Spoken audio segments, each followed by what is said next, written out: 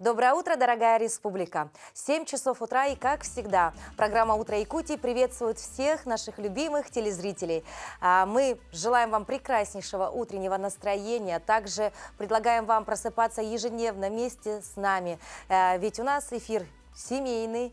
У нас очень много интересных рубрик, которые будут интересны не только старшему поколению, но и малышам, ну а также и мамам, и папам. В общем, мы стараемся работать для вас.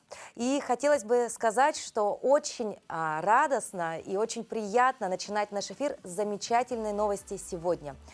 Сериал нашей компании «Харчи», что значит возмездие, удостоен высшей профессиональной награды премии ТЭФИ «Регион-2024». Торжественная церемония награждения победителей всероссийского конкурса состоялась в городе Туле. На премию в номинации «Фильм», «Сериал» наряду с национальной вещательной компанией «Саха» были номинированы фильмы ТРК «Башкортостан» и телерадиокомпания «Югра». Победителям, режиссеру в фильме Лене Эверстовой и сценаристу Евгении Давыдовой вручен главный приз ТЭФИ. Это бронзовая статуэтка «Орфей» работы скульптора Эрнста Неизвестного. В этом году всего в конкурсе принимало участие 515 работ из 18 различных номинаций. Это работы региональных теле- и кинокомпаний, студий, продюсерских центров, телевещателей и редакций программ, которые вещают в эфир по спутниковым, кабельным или интернет-каналам. Это значимый успех для нашей компании и хороший подарок для всех, особенно для службы сериалов, которой в этом году исполняется 5 лет. И, конечно, для всех наших любимых телезрителей. Мы поздравляем национальную вещательную компанию «Саха» и всех, кто причастен к этой победе. Ну и у нас есть уникальная возможность в прямом эфире сегодня поговорить с теми людьми, кто непосредственно сейчас находится в городе Туле. Итак, мы звоним. На связи с нами Евгения Давыдова, сценарист. Доброе утро! Доброе утро! Евгения, здравствуйте! Я слышу по голосу, что эмоции вас переполняют. Да. Рядом со мной режиссер Лена Эверстова. Мы очень рады и счастливы, что везем в Якутию статуэтку «Орфей». Очень тяжелую статуэтку. Мы вас поздравляем. Очень отрадно, что вот именно сейчас мы можем разделить с вами эти эмоции в прямом эфире программы «Утро Якутии». Рассказывайте, вот каковы были эмоции, когда вы вообще просто были номинированы, сидели вот в зале, вас озвучивали, показывали на экране. Ведь это очень масштабное мероприятие. Я сидела, конечно, всем всегда охота же получить главный приз. Хотелось, но конечно. Всегда боялась, потому что конкуренции у нас были сильные. Югра, вы все знаете, что очень сильная компания. Угу. Ага, поэтому, когда озвучили, что победителем стал наш фильм, я была в шоке. Угу. Не знала, вышла, еле выступила, поздравила всех. Но, честно, в душе все равно была охота получить. Но когда это наяву получилось, вообще было классно. Эмоции переполняли, да, вас? Да. Девочки, расскажите, пожалуйста, что будет дальше? Вот получили сейчас эту статуэтку. Далее что ждет?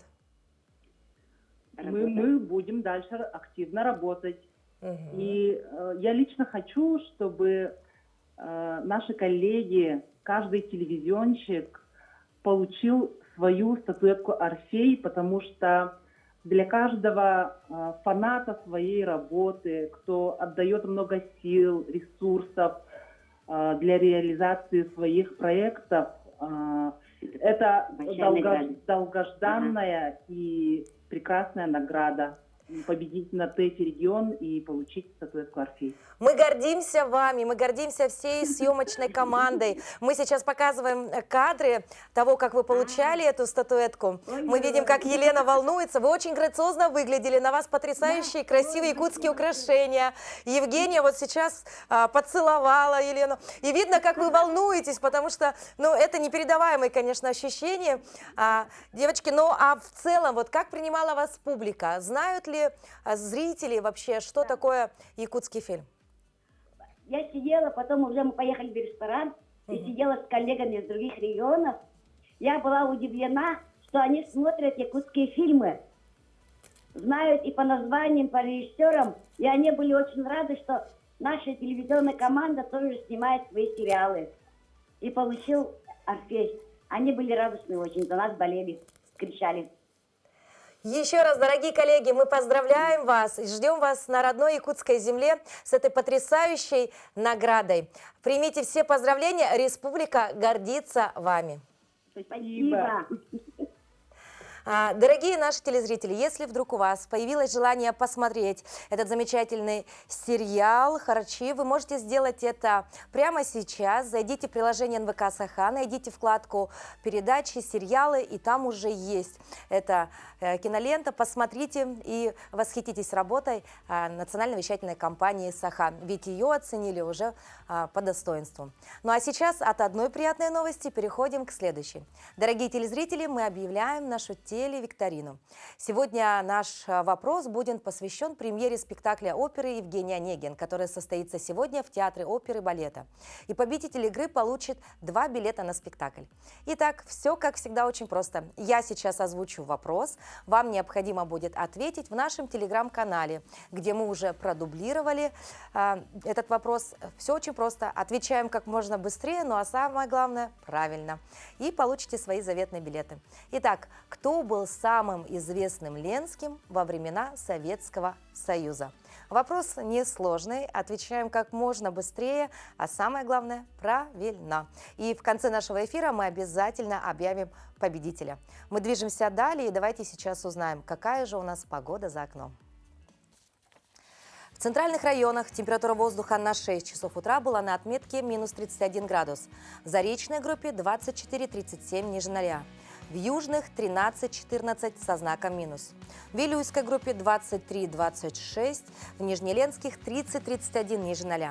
В западных 30 градусов. В Колымо-Дигирской группе Лусов 29-44 со знаком минус, в Янских 38-46. На северо-западе 23-35 ниже 0. В Якутске температура воздуха на 6 часов утра была на отметке минус 31 градус. Атмосферное давление 755 миллиметров ртутного столба. Штиль. Сегодня днем небольшой снег, ветер переменный 1,4 метра в секунду. Температура воздуха ожидается до минус 24 градусов. От замечательных, прекрасных новостей мы переходим к новостям, которые произошли за последние сутки. Передаем слово нашим коллегам из новостного отдела.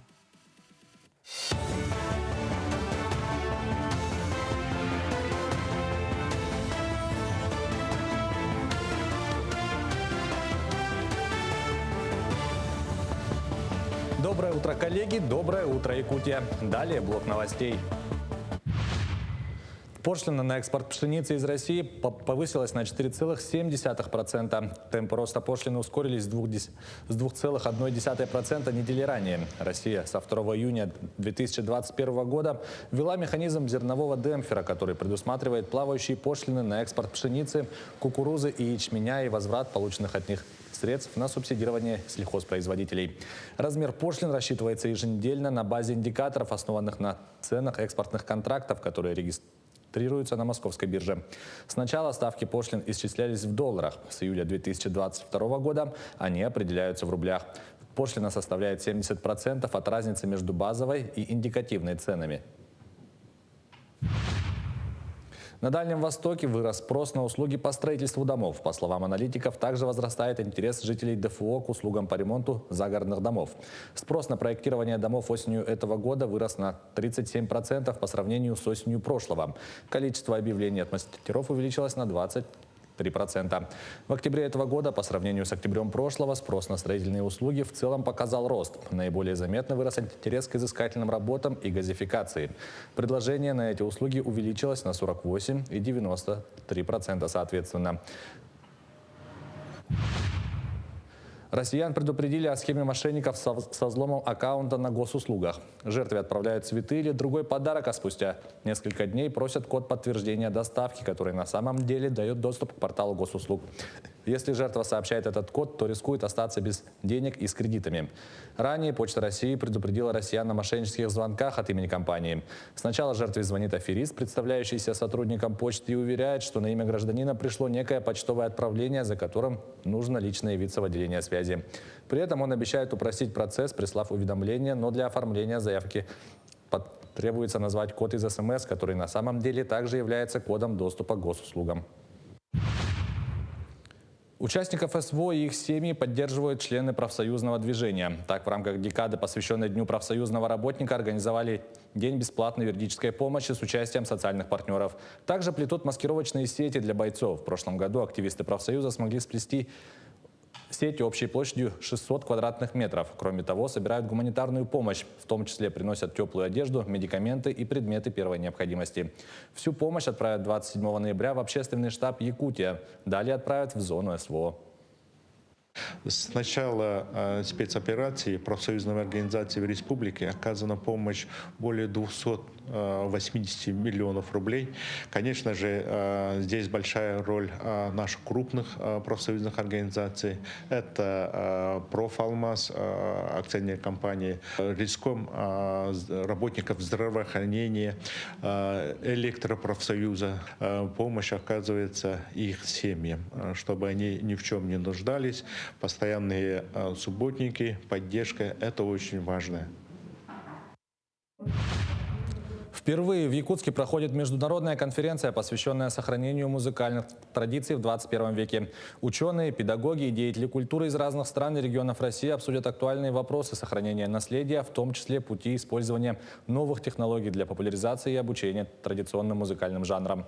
Также в рамках конференции состоится музыкально-педагогический практикум, где педагоги высших и средних учебных заведений, детских школ искусств и школ обменяются опытом сохранения и передачи музыкальных традиций.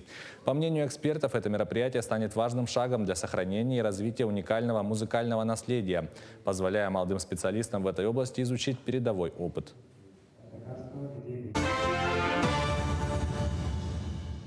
Еще одна прекрасная новость для тех, кто любит путешествовать. С 19 декабря 2024 года по маршруту Санкт-Петербург-Москва возобновляет курсирование легендарный поезд «Аврора». Скоростной поезд сформирован из современных двухэтажных вагонов и может развивать скорость до 160 км в час. Поезда отправляются ежедневно, рано утром и днем, и прибывают в дневное и вечернее время соответственно. Поезд «Аврора» имеет оптимальное сочетание скорости, комфорта и привлекательной цены. Среди скоростных поездов это бюджетный вариант для путешествия между Москвой и Санкт-Петербургом. «Аврора» курсировала между двумя столицами с 1963 год по 2010 годы. Все это время в составе поезда были одноэтажные вагоны. Салон вагонов с местами для сидения был оборудован креслами самолетного типа, установками кондиционирования воздуха и люминесцентным освещением. Поезд стал важным этапом развития скоростного движения. Он развивал скорость до 160 км в час и преодолевал расстояние между столицами за 5 часов 27 минут. 21 ноября, начиная с 1996 года, во всем мире отмечают Всемирный день телевидения. Сегодня телевидение стало неотъемлемой частью нашей жизни, а благодаря развитию новых технологий мы можем наслаждаться качественной подачей информации.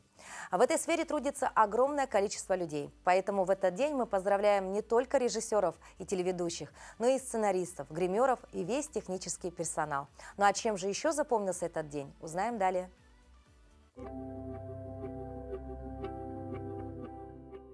На календаре 21 ноября. Сегодня Всемирный день приветствий, Всемирный день телевидения, День философии, День военной присяги в России, День работника налоговых органов Российской Федерации, День отказа от курения, День бухгалтера в России. По народному календарю Михайлов день. По погоде на Михайлу судили о предстоящей зиме. Если наблюдали в этот день иней, нужно было ждать больших снегов. Если Михайлов день начинался с тумана, готовились к оттепели. Этот день в истории. В 1344 году в Праге заложен первый камень собора Святого Вита. В 1368 году великий князь литовский Ольгерд напал на Москву. В В 1472 году в Москву из Рима прибыла Зоя Палеолог. В 1783 году состоялся первый в истории полет человека на воздушном шаре. В 1916 году в Эгейском море затонул «Британник», корабль-близнец «Титаника». В 1965 году в Москве открылся детский музыкальный театр, сегодня носящий имя Наталии Сац. В этот день родились Вольтер, французский мыслитель, писатель и публицист эпохи Просвещения. Михаил Глузский, советский и российский актер театра и кино, народный артист СССР. Тамара Носова, советская актриса театра и кино, народная артистка России. Николай Перумов, российский писатель-фантаст. Именины сегодня отмечают Гавриил, Михаил, Павел, Рафаил. Мама – это сердце семьи. От женщины в значительной степени зависит благополучие всей семьи, а также атмосфера в доме и, конечно же, счастье. Хорошее самочувствие и уверенность в своей женской красоте необходимо матерям всех возрастов. Целью формирования ценностных установок на здоровый образ жизни объявлен проект «Преображение», который проводится с 25 ноября по 30 апреля 2025 года. Рассказать подробнее к нам сегодня пришли заместитель министра здравоохранения Республики Саха-Якутия Татьяна Павлова и врач-акушер-гинеколог, исполняющая обязанности заведующей женской консультации поликлиники номер 1 Мария Арутюнян. Татьяна Юрьевна, Мария Аршаковна, доброе утро. Доброе утро. Ну, давайте поговорим вообще в целом, что же такое женское здоровье и как его сохранить на долгие годы. По определению Всемирной организации здравоохранения, женское здоровье складывается из физического, психического состояния и социального благополучия. В большинстве случаев мы, конечно, говорим о физическом здоровье женщины. Ну и психическая составляющая тоже имеет большое значение. Вот. И если говорить, на что нужно обращать внимание, конечно же, нужно обращать внимание на здоровье с момента рождения ребенка. Это, во-первых, грудное вскармливание обязательно ребенка. Да? Мама должна обязательно своим молоком скормить ребенка. И в течение всего периода детства необходимо обращать внимание на правильное питание ребенка, правильный режим дня отдыха и заботиться о состоянии здоровья, своевременно обращаться за медицинской помощью. То есть, в первую очередь, мамочки должны беспокоиться о своем здоровье самостоятельно, да? Нет, я говорю о том, что вот это будущая мама. Будущее. Мы закладываем здоровье будущей мамы уже с детства.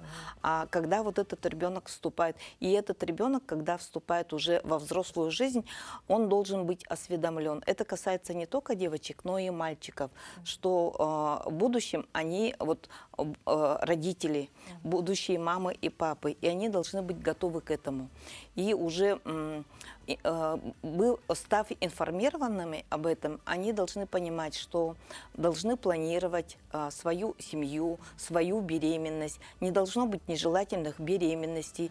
Такие негативные факторы тоже очень отрицательно сказываются на женское здоровье. А какие сегодня существуют программы в медицине, нацеленные на здоровье женщины? Сейчас у нас по всей России проводится диспансеризация по оценке репродуктивного здоровья женщины. Это проект, который позволяет проверить состояние здоровья женщины, да, и при необходимости провести лечебные и профилактические меры. Диспансеризацию могут пройти женщины от 18 до 49 лет и также мужчины от 18 до 55 лет.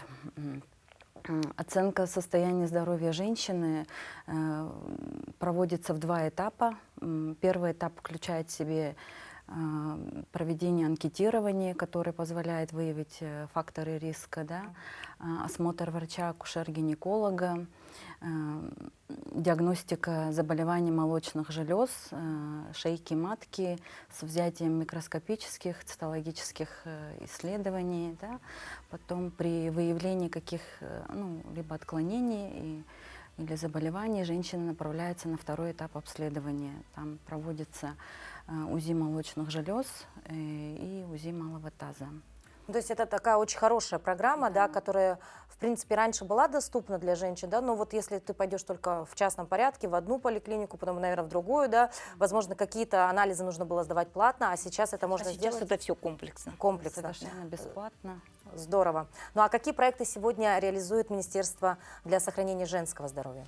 Ну, Министерством здравоохранения, конечно, проводится много работы над повышением качества доступности медицинской помощи. Тем не менее, вот в 2022 году в рамках мероприятий Года матери был проведен очень интересный проект преображения.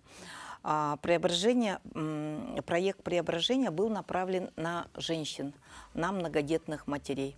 Мы понимаем, что мы должны работать над здоровьем всего населения. Тем не менее, на сегодняшний день мы считаем, что женщина – это менеджер здоровья семьи, и поэтому проект, конечно, был направлен на женщин. Потому что велика роль женщины в семье, и от того, какая установка будет женщины, от этого во многом зависит и здоровье семьи. Значит, изначально был отбор 10 женщин из многодетных семей. Было проведено медицинское обследование на базе Центра общественного здоровья и медицинской профилактики. И далее, значит, они были направлены на обследование в эндокринологический диспансер, были проведены консультации специалистов, таких как невролог, офтальмолог, кардиолог, были взяты анализы на исследование, и в дальнейшем женщины были направлены на обследование чисто женского здоровья в кабинет «Орхидея», который у нас работает при женской консультации номер 1 города Якутска. Ну вот мы сейчас видим кадры, да, прошлогоднего, да, проекта преображения, но казалось бы, вот само название преображение, это все связано что-то с внешностью, да, это вот дизайнер, это макияж, это смена прически, да, и вот это уже окрыляет, да.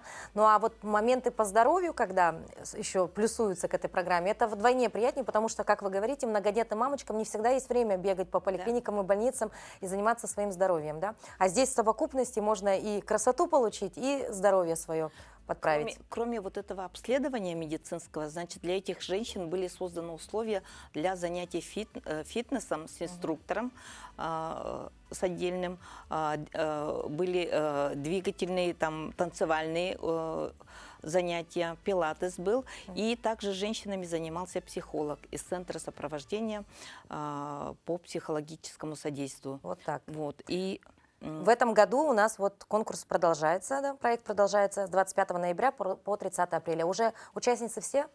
Нет, мы пока на организационном этапе. Мы, значит, пересмотрели все наши проекты, всю нашу работу, проанализировали и посчитали, что вот эта вот лучшая практика, она должна повториться. И приняли решение, Министерством здравоохранения принято решение, что вот этот конкурс необходимо уже запустить второй раз, потому что результаты, на наш взгляд, очень хорошие. И вот мы хотели сегодня пригласить победительницу первого проекта преображения, но мы узнали радостную новость, что она у нас недавно родила. Вот так. Вот так вот.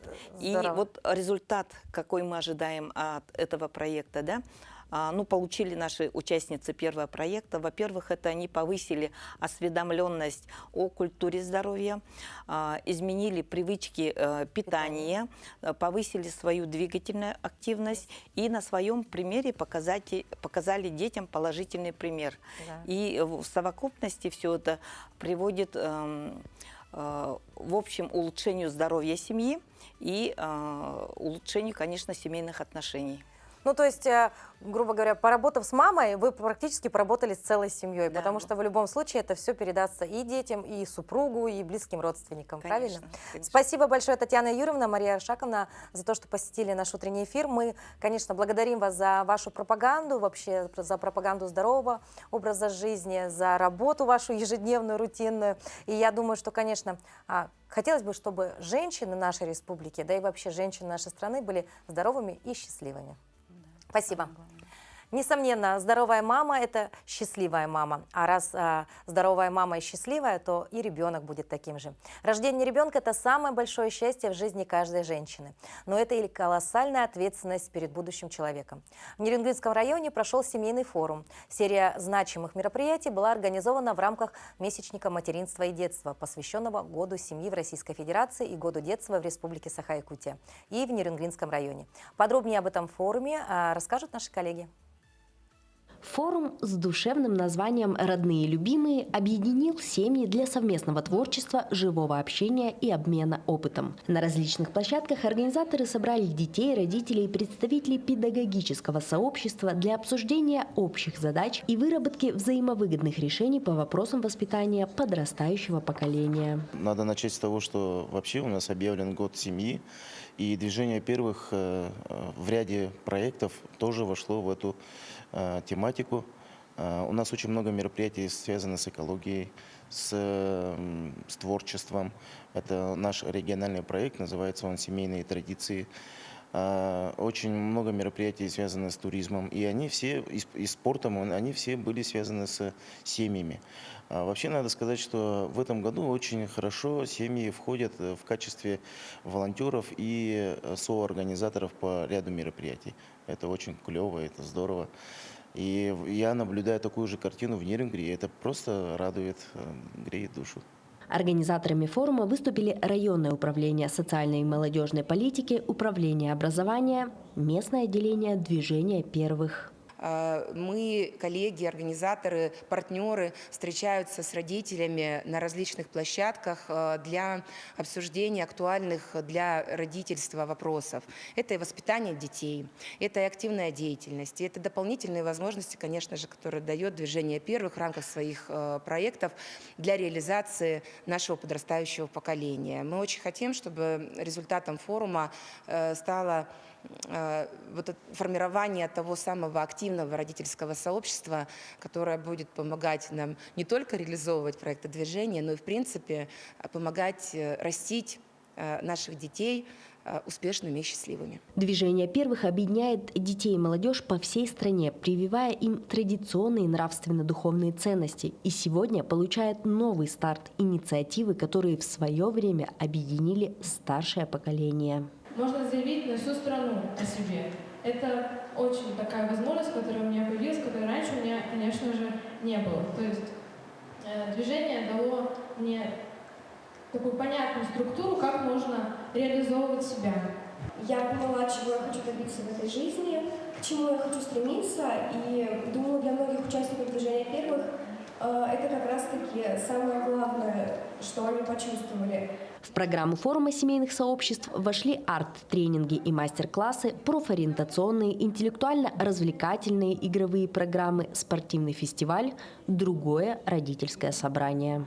Наверное, самое главное то, что вот в этой повседневной рутине мы наконец-то смогли с сыном выбраться вдвоем и провести время. Это самое главное было сегодня здесь. И спикеры, да, и психолог. Очень я прям слушала ее, прям классно, мне понравилось. Различные формы взаимодействия младшего и старшего поколения дали свои позитивные плоды. И в дальнейшем мероприятия подобного формата планируют проводить на постоянной основе. Екатерина Павлова, Вадим Барашков, Нерюнгри. В этом году и в Ваймиконском районе прошло много конкурсов и соревнований с участием семей. А как иначе? Год был объявлен годом семьи, годом детства.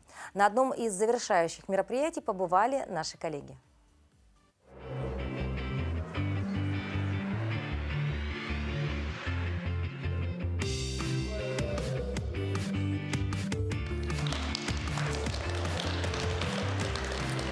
В спорткомплексе «Чесхан» прошло одно из завершающих мероприятий Года семьи в Российской Федерации и Года детства в Республике Саха.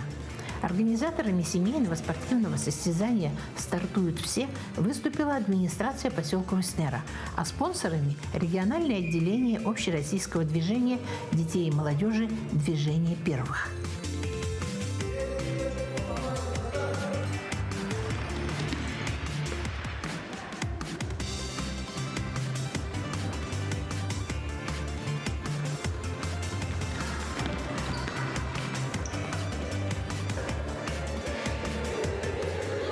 В жизни человека главное – это семья.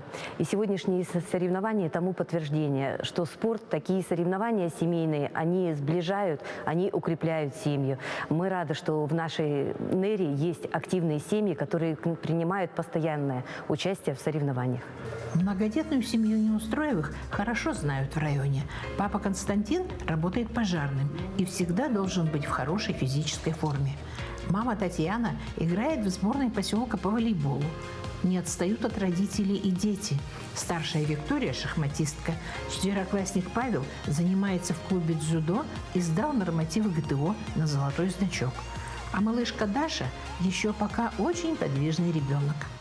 Мы всегда с семьей участвуем в всех соревнованиях и выиграем всегда первое место. Ну, вы молодцы. Ну, ты счастлив? Да.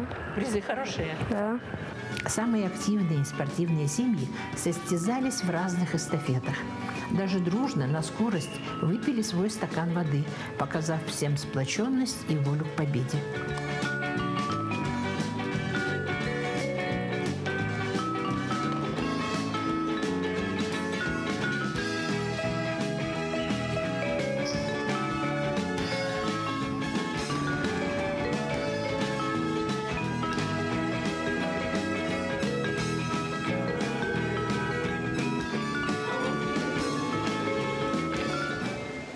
А наша семья на подобных мероприятиях, соревнованиях впервые участвует. В этот раз, к сожалению, победить не удалось, но в следующий раз обязательно мы победим. Хорошее было состязание. Все получили заряд бодрости, оптимизма, море позитива и отличные призы. А самое главное, узнали, что это состязание не последнее.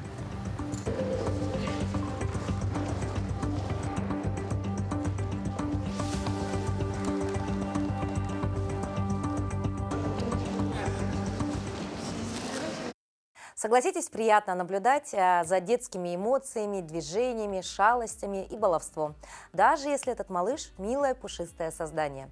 Валерий московского зоопарка, детеныш краснокнижной панды Дин-Дин Катюша, учится ходить по канату.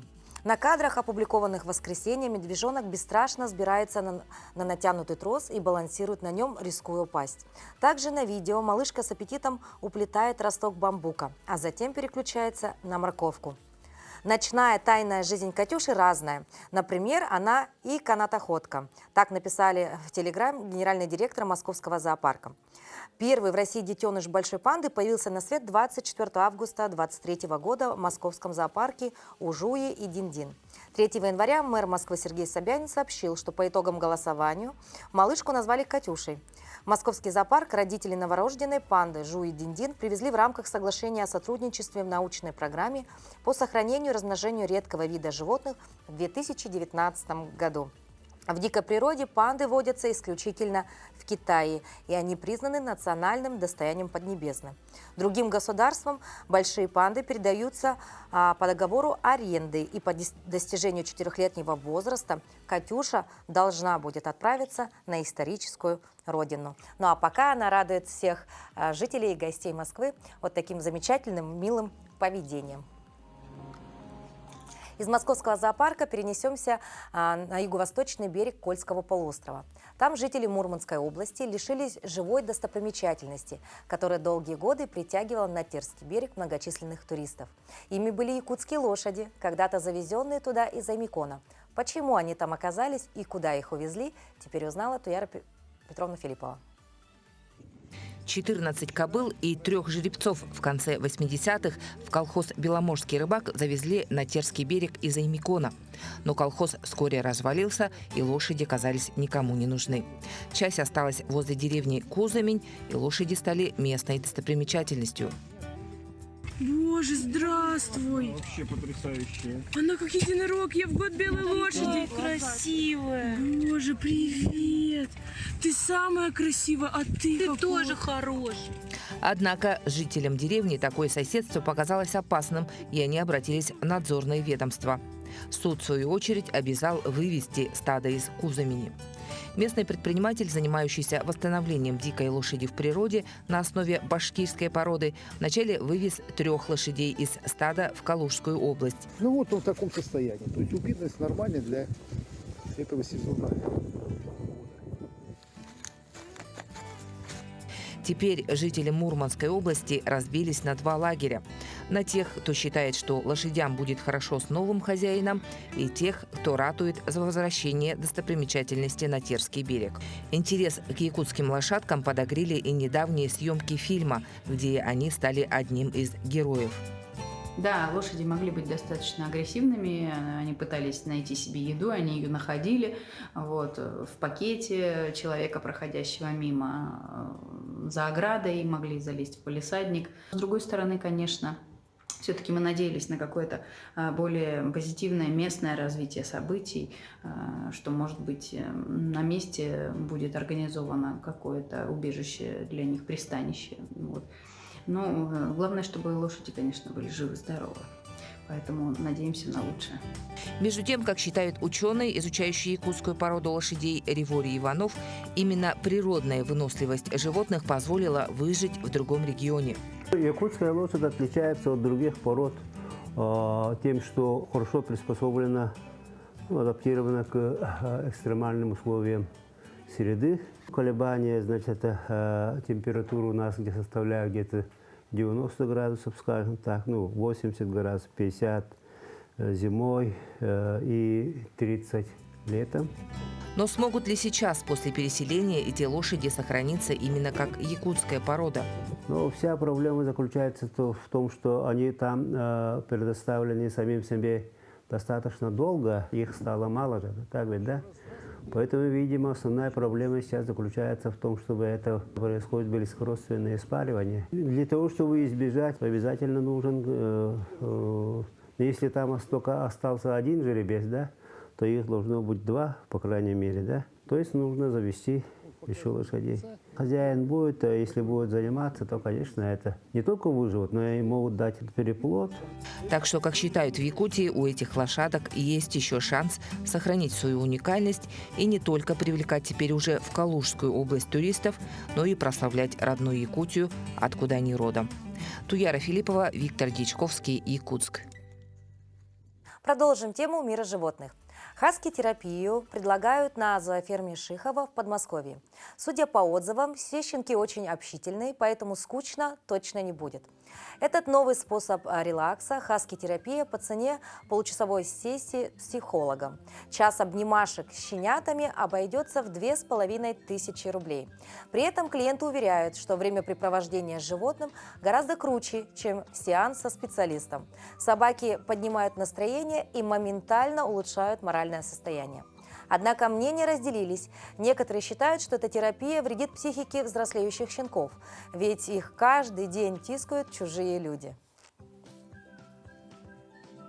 Ну вот интересно, какой все-таки результат будет от подобной практики, потому что действительно у нас есть тоже очень хорошие заводчики, которые разводят таких прекрасных собачек. А вдруг это действительно может помочь людям, которые страдают, ну, допустим, депрессией или плохим настроением. А почему бы нет? Прийти, полчаса понежиться с этими замечательными, милыми существами. И я уверена, что все плохие мысли и все негативные эмоции, ну, на какой-то период времени уж точно исчезнут. Ну а сейчас мы вновь передаем слово нашим коллегам из информационной службы.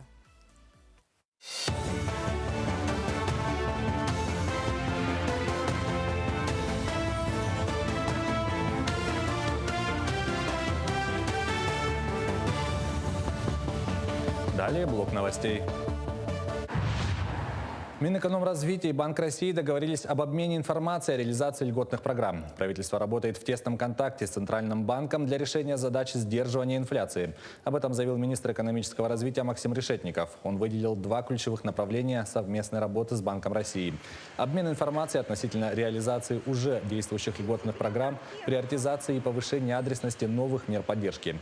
Также изучение на предмет повышения эффективности инвестиционных программ госкомпаний и естественных монополий. Оперативный штаб Якутии продолжает активные поставки техники и гуманитарной помощи для участников специальной военной операции. В рамках федеральной программы «Патриотическая» завершен первый этап поставок техники ЕКТ «Сокол» в количестве 56 единиц. Оставшаяся техника также скоро будет доставлена. Уже подписаны контракты на второй этап поставок этой техники, а также на поставку электромотоциклов «Тимир-Ат». Гуманитарные грузы, включая автотранспорт и адресные посылки, продолжают доставляться в опорные пункты. Сегодня отправлен очередной конвой с 3 транспортными средствами и значительным объемом гуманитарной помощи. Продолжается транспортировка в опорные пункты гуманитарных грузов, в том числе и автотехники, переданные якутскими предприятиями и организациями, ну и адресными посылками и гуманитарной помощи для передачи нашим военнослужащим. Хочу заметить, что сегодня выехала очередной рейс с 3 транспортными средствами и гуманитарным грузом.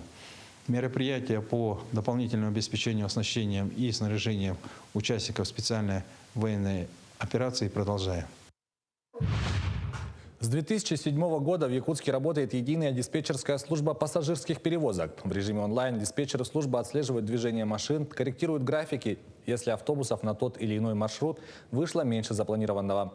Также в диспетчерскую обращаются пассажиры с вопросами, связанными с перевозками от утерянных в автобусе вещей до жалоб на грубое обращение со стороны водителя. Кроме того, тут же в службе решают вопросы, связанные с работой терминалов по приему платы за проезд. И в каждом автобусе установлены у нас датчики мониторинга, то есть, которые дают сигнал на диспетчерскую сюда, на пульт. И, соответственно, в онлайн-режиме, то есть, как мы можем видеть вот на экране, в онлайн-режиме идет обработка информации и выводится на экраны. Также у нас есть директора, которые для их помощи, то есть в виде, где автобус, какой с линии сошел. Также есть диспетчера у нас поддерживают связь с каждым водителем. Где-то что-то случилось, поломки или еще что-либо. Ну, вот, мониторинг целиком по пассажирских перевозок наших перевозчиков. МВД России отмечает, что в паспорте россиянина должны быть 2 обязательные отметки. При выдаче или замене паспорта гражданина России в перечень обязательных отметок входят регистрация по месту жительства или снятие с учета, а также сведения о воинской обязанности. Уточняется, что если гражданин пожелает, в документы могут включить данные о браке и детях. На портале госуслуги запущены новые сервисы «Жизненная ситуация», которые предназначены для восстановления и замены документов. МВД предупреждает, что самостоятельное внесение гражданами каких-либо сведений в паспорт недопустимо и делает документ недействительным. Боксеры из Танзании, Зимбабве, Филиппин станут участниками вечера профбокса в Якутске. На ринг также выйдет заслуженный мастер спорта России Василий Егоров. Якутск вновь готовится к вечеру профессионального бокса. Турнир «Вызов Севера» пройдет 14 декабря. В соревнованиях примут участие как якутские, так и зарубежные спортсмены. Главный бой вечера состоится с участием Петра Васильева, якутского боксера. Всего зрители ждут 7 поединков, победителей которых ожидает и возможность подняться на пьедестал чемпионов России в категории «Сильвер». В этом году, как и в прошлом году, состоится 7 пар. И главный бой проведет Петр Васильев за титул чемпиона России «Силвер». Соперник пока неизвестен. В ближайшее время, на этой неделе, скорее всего, определится. Якутян будет 8. Это Васильев Петр, Василий Егоров, Пшенников Николай, Малгин Никита, Андреев Назар, ну и Макаров Николай. К этому часу это все новости. Хорошего продолжения дня. В Государственном театре оперы и балета сегодня состоится премьера спектакля оперы «Евгений Онегин». Она рассказывает языком музыки об искренних чувствах, утраченных иллюзиях, о чистоте помыслов любимых героев и прежде всего Татьяны Лариной. Композитор назвал своего Евгения Онегина лирическими сценами по Пушкину, подчеркнув тонкость и камерность музыкального стиля оперы. В партии Евгения Онегина выступит Далай Жаргалов. И сегодня он у нас в студии. Далай, доброе утро. Доброе утро. Мы знаем, что вы окончили 33-ю школу в городе Якутске, да? Затем вы закончили военный университет Министерства обороны Российской Федерации. И здесь вас судьба развернула на 180 градусов, и вы студент Иркутского областного музыкального колледжа. Вот расскажите немного о том, как протекала ваша жизнь совершенно в разных таких направлениях. На то она и жизнь, что она интересная, и ее повороты могут привести нас в совершенно новые витки нашей жизни. И так получилось, что я, по примеру своего отца, пошел в военный университет. Он здесь, в Якутии, работал в правоохранительных органах. И по его примеру я так же, как он, поступил в военный университет. Его окончил. Ну, что делают многие дети, да, и идут по стопам родителей. По стопам родителей, да. Это современная, скажем, такая, может быть, проблема, что часто дети, заканчивая школу, еще не знают то, к чему будет лежать их душа по-настоящему. И также и получилось в моем случае. Я всегда любил петь, всегда любил музыку. Но попробовал себя в роли военного. Мне не особо понравилось. И все-таки я вернулся к своей любимой музыке, чему я очень на самом деле рад. Но сейчас вас судьба вновь забросила совершенно в другое место. Это очень далеко от вашей родины. Да? Как так вышло, что вы теперь служите искусству в Большом театре оперы и балета Узбекистана? Но искусство, оно на то искусство, что оно безгранично. Да. И нет абсолютно разницы, в каком месте вы служите искусству. И чем больше человек путешествует, я считаю, тем он многограннее и всесторонне развит. Поэтому именно в целях, скажем, развития мне бы хотелось еще поездить по разным странам. И так уж вышло, что после России я оказался в Узбекистане. Туда меня пригласил мой друг. Сначала посмотреть город. И заодно я принял решение принять участие в прослушивании в труппу Большого театра. И с декабря прошлого года, сейчас, на данный момент, я являюсь только стажером оперной труппы Большого театра. Но все впереди. Ну, да. Так как я много времени посвятил военной службе, я еще считаюсь начинающим певцом оперным. Немного потеряли время, да, в плане искусства, но зато приобрели опыт совершенно в другом направлении. Я бы не сказал, что было потеряно время, потому что жизнь, она настолько интересна, и я ценю ее каждый момент. Ну а пока проходили службу, пели там? Я был активным участником художественной самодеятельности в военном университете. И все 5 лет являлся бессменным запевалой. Естественно, да? А кто еще, если не Далай, да, с таким потрясающим голосом, да? В 2019 году вы принимали участие в международном конкурсе молодых оперных певцов Айталины Афанасьевны Адамовой. Вспомним этот ваш опыт, да? Какие были тогда впечатления и эмоции? Все мы прекрасно знаем, что в Якутии проводят на мировом уровне различные мероприятия, и этот конкурс не являлся исключением. И в 2019 году здесь, в моем городе, в Якутске, проводился замечательный конкурс. Он был международный. Приезжали певцы из Китая, из Монголии, Казахстана. И это была действительно феерия оперных певцов, и уровень был очень высокий. И, кстати говоря, сейчас, исполняя оперу Евгения Онегина, здесь уже в Якутском театре, это все отголоски того конкурса.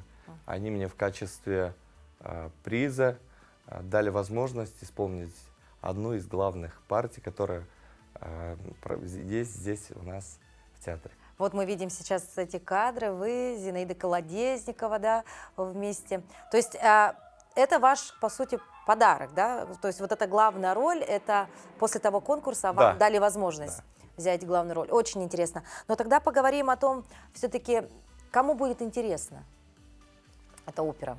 В первую очередь, какой зритель? Кто ваш зритель? Прежде всего, зритель, я считаю, что мы должны приобщать к культуре и молодого зрителя. И это опера о молодых людях, поэтому она будет интересна прежде всего подрастающему поколению. Все-таки в школьной программе Евгений Онегин изучают все и по сей день, поэтому, я думаю, подрастающее поколение знакомо с содержанием этого произведения. Конечно, безусловно. А вот посмотреть его в опере будет вдвойне интереснее, да? Да. Ну, мы знаем, что у вас в репертуаре, да, произведения различных, да, композиторов. Это и немецкий, и французский, и бурятский, да. Вы очень любите произведения Свиридова, да. Вот не хотели бы в свой репертуар еще включить и произведения якутских композиторов? Давайте мы с вами договоримся, что в следующий мой приезд мы организуем концерт, где я обязательно исполню парочку произведений якутских композиторов. Вот так, да? Отлично, договорились. Проверим, когда в следующий раз приедете. Ну и вообще, как обстоят дела вообще с творчеством и искусством в Узбекистане? Да? Вот вы, работая сегодня в театре, уже видите, наверное, зал полный, вот как у нас, например, на премьере оперы Евгений Онегин, билеты уже раскуплены все. Да. Безусловно, Узбекистан сейчас является одной из мировых площадок, я не побоюсь этого слова. И нужно отметить, что репертуар театра огромный, и ведущие, не то что ведущие, а главные, так скажем, оперы, которые должны быть у любого современного театра, они у нас присутствуют. И уровень исполнительства очень высокий, и художественный замысел очень интересный. Поэтому могу сказать, что опера в Узбекистане развивается. Да, и у оперы есть прекрасные возможности там развиваться. А есть ли у вас какая-то мечта в плане творчества? Да, конечно. Я мечтаю служить искусству, вот, насколько это возможно, долго. Это моя мечта. Тогда мы с удовольствием присоединяемся к вашей мечте и желаем вам прекрасного творческого пути, побольше интересных ролей и, конечно, благодарного зрителя, который восторженно будет встречать вас, независимо в каком уголке мира вы будете находиться. Спасибо большое. Театр – это очень простой способ прикоснуться к прекрасному, отключиться от всего, примерить на себя историю спектакля, получить удовольствие от живой игры актеров. Совсем другое дело – это фильм. Здесь есть возможность полностью окунуться в сюжет, примерить ситуацию на себя, пораздумывать о развязке. А самое главное, можно всегда пересмотреть картину много-много раз. И здесь тоже есть свой зритель. Какие кинопремьеры можно посмотреть в Якутске уже в эти выходные, узнаем далее.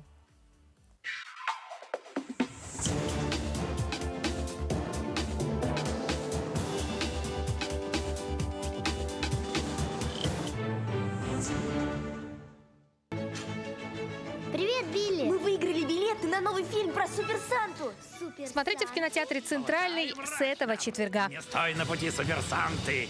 Долгожданный анимационный фильм для всей семьи под названием «Супер Санта». Зимний мультфильм расскажет о скромном аниматоре, который стал супергероем, 11-летней девочке и волшебном эльфе, объединившихся для спасения Нового года. Такие крутые! Главный герой Клифф Клаустовский оказывается в неожиданной ситуации, получив способность превращаться в Супер Санту.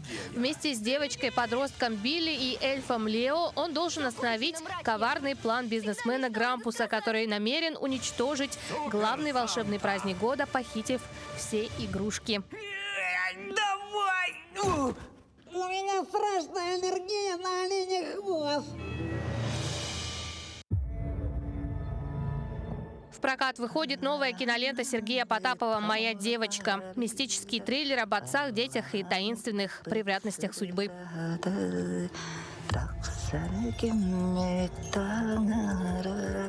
Главный герой – деревенский охотник Егор, который узнал о том, что его единственная дочь, переехавшая в город, погибла, выпав из окна. Егор отправляется к месту трагедии, стремясь разобраться в произошедшем и отомстить виновным. В городе он встречает официантку Киру, ровесницу и знакомую дочери. Героев объединяют причудливые взаимоотношения, в которые вторгаются мистические силы и эхо незаживших ран.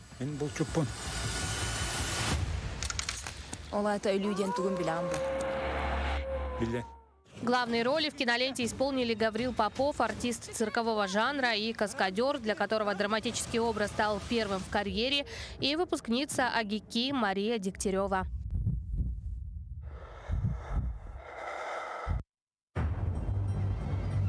Это искусство — выбирать гладиаторов. А с 23 ноября в кинотеатре «Центральный» стартует «Гладиатор», вторая часть. Я заявляю права на этот город. Проходит 16 лет с момента смерти гладиатора Максимуса. Луций, сын Максимуса и Луциллы, взрослеет под именем Ханно в африканской Нумидии. При вторжении римского легиона во главе с полководцем Марком Акацием молодой воин храбро сражается, но Ханно теряет все – и супругу, и провинцию, и собственную свободу. Его берут в рабство и отправляют в столицу, где тот становится гладиатором и быстро завоевывает внимание публики и местного торговца Макрина, коварного манипулятора, который при Марке Аврелии был рабом, но теперь вынашивает планы по захвату власти. Упадочным Римом управляют братья Каракалла и Гетта, изнеженные близнецы, чей союз постепенно дает трещину. Каждого ждет решительный бой, будь то в стенах дворца или в сооружении амфитеатра. Я завоюю доверие императора. Это расчистит мне путь к трону. Я не гонюсь за властью. Мне нужна власть. Напомним, первая часть «Гладиатора» вышла в 2000 году. Главные роли тогда исполнили Рассел Кроу, Хоакин Феникс, Кони Нильсон, Оливер Рид и другие. У тебя нет шансов, а их никогда и не было. Желаем вам отличного настроения и приятного просмотра. «Гладиатор 2». Ноябрь 2024.